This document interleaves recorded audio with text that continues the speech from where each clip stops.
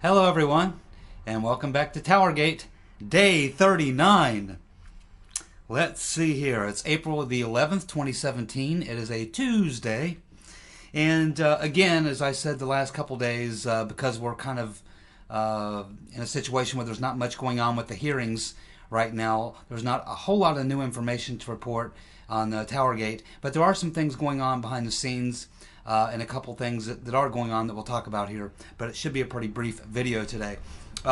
First of all, I want you to get very comfortable with a new term, and that term is the fog machine. This is going to be a word that once these hearings begin, that you're going to start hearing all across the liberal media and out of the mouths of Democrats. Get familiar with this term, the fog machine. It's very funny.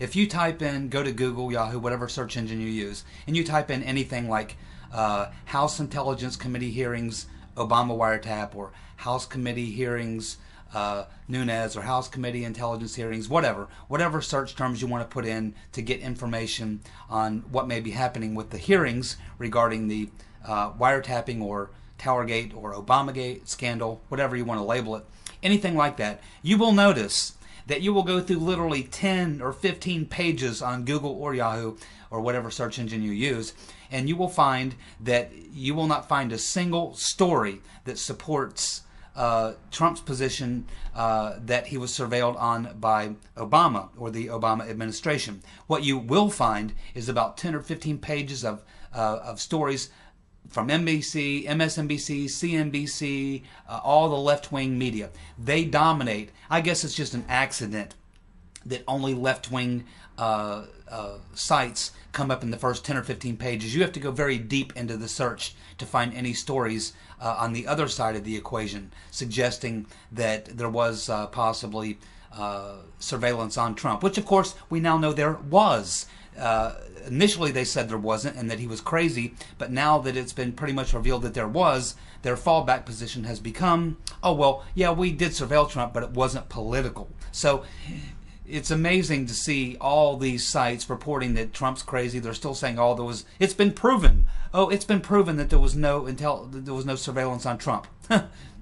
So again, what you see is a massive propaganda effort on the part of the left to try to use phrases repeated over and over again that there's been no evidence and this thing's already been put to bed, and that we should just be focusing on Russia and Trump and their collusion. So it's not going to work. It's just they're doing the best they can do. But it tells you an awful lot. The fact that they're stonewalling, the fact that they don't want to have these hearings, the fact that they're using these talking points over and over again to try to discredit the argument that Trump was surveilled tells you a lot. It tells you, number one, they are frightened. Number two, they really don't want these hearings. Number three, they're afraid of what might be revealed in these hearings, especially when you got people like Susan Rice, who has no credibility other than that of being a bald-faced liar, when you got this Farkas lady coming out and admitting it. I mean, the question of whether or not there was surveillance is not any question anymore. We now know there was surveillance. The only question is now, was it politically motivated? And that's what they're going to try to get to the bottom of. Of course, you can find, again, in that first 10 or 15 pages of Google, nothing but character assassinations of Nunes, saying, well, since Nunes has had to step down, that proves that there's nothing to this and that the credibility is lost. No, the reason Nunes stepped down was because a bunch of liberal activist groups started filing lawsuits against him, and if he stays in the leadership position, it will only distract and keep the committee from getting to the bottom of things. So that's what's going on. Nunes stepped away so that he wouldn't be such a distraction, and that puts Trey Gowdy and what's his name, Mike, whatever his name is, Conaway. So that puts Conaway and Trey Gowdy in charge. So what you'll see now is that in addition, in those first 15 pages of results in search engines, you'll find now personal attacks happening against Conaway and Gowdy. So now they're attacking Conaway and Gowdy because they have to attack these guys' character, because they know that the evidence supports that there was surveillance, and it's just a question of whether or not it was political. So when they can't argue the facts of the case and the evidence of the case, they result to character assassination. And what they do is they come up with these little phrases, these little buzzwords, these talking points, and they'll have them repeated over and over. And you know there's collusion between them, the Democrats and the media, because, like I say, if you do what I suggest you do, is Google this, you'll see that it doesn't matter what publication, liberal publication it is, whether it's one of the networks, ABC, CBS, CNN, whether it's one of the left-wing blog sites or left-wing news sites, they're all using the exact same term, which means they got their talking points. And the talking point that you're going to be hearing once the hearings resume is the Trump fog machine. Yes, the fog machine. So what they're doing is they're now trying to create this illusion that the whole idea of Trump putting out this tweet that he was being surveilled, and the whole idea that the Senate House Intelligence Committee is investigating this, it's all about distracting. It's creating this fog around the overall issue to distract away from the fact that Trump was involved somehow colluding with Russians. So this is their talking point, and this is what they're going to be writing for quite a few weeks, and they'll keep doing it until you're tired of hearing the word fog machine. So get used to hearing the term the Trump fog machine, because you'll be hearing it coming up in the next couple weeks once the hearings start, and that's what it's all about. Okay, the next thing. As you know, I mentioned to you a couple days ago that Guccifer 2.0, that WikiLeaks had retweeted a conversation between Guccifer 2.0 and this model actress Robin Young, suggesting that Seth Rich was the leaker. And I mentioned to you that you might see this pop up sometime this week. So far, it hasn't really hit the mainstream, certainly not on the TV media.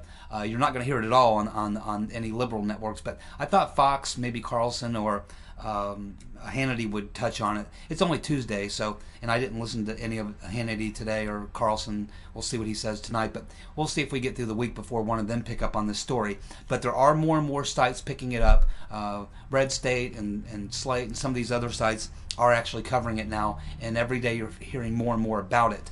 But it's pretty funny that you can also see in the Google and Yahoo searches and YouTube searches, you'll see that it's being by the use of algorithms, they're making sure that when you search on these things, that it's hard to find information on it. You have to go digging for it. So Google is now using algorithms to censor this story. They want it to go away. But something else popped up that's very interesting. Someone had gone back and looked at the Podesta emails, if you remember, that were the talk of the town back several months ago when the Podesta emails were leaked. And now someone has found a conversation between Podesta and a couple people that were on this email list who received this email from a conversation Podesta was having, where he actually stated that he was all for finding out about the leaker and making an example of him. So we know that when the DNC leak happened and WikiLeaks put out the Podesta emails and the Hillary emails and all that kind of stuff, that certainly they were upset about it. But this tells us now that certainly at the highest levels of the Clinton campaign, they were actively looking to get after this leaker, whoever he was. And here we have Podesta saying on February 22nd, 2015, February 22nd, 2015, Podesta basically saying, yeah, we need to find out about the leaker and we need to make an example of him. So that would suggest that maybe they brought in somebody from forensics, possibly it was CrowdStrike, and they may have determined that the leaker was on the inside. They may have been able to take a look at and determine that possibly it was Seth Rich, and as a result, according to Podesta, they found out who he was and they made an example of him. So the hits just keep on coming. What do we got? Okay, well, that looks like basically all we've got for today. April 11th, 2017, day 39. It is Tuesday. Things kind of slow, but they will heat up here, folks, once these hearings resume. As I said yesterday, it's very obvious to a lot of people that they're trying to thwart the efforts of the House Intelligence Committee every way they possibly can. There is also some evidence out there that Susan Rice may plead the Fifth. That will not go well if she does that. I think she is going to have to answer some questions. If she pleads the Fifth, that will not look good. But anyway, so the campaign now, having successfully attacked Nunes and attacked him with lawsuits, forced him to step down. It looks like now they're going after Conaway and Trey Gowdy. Let's hope that they don't get weak in the knees and step down as well, because pretty soon you'll run out of people to do the investigation. And it's clear that the Democrats do not want these hearings to happen. They're going to happen.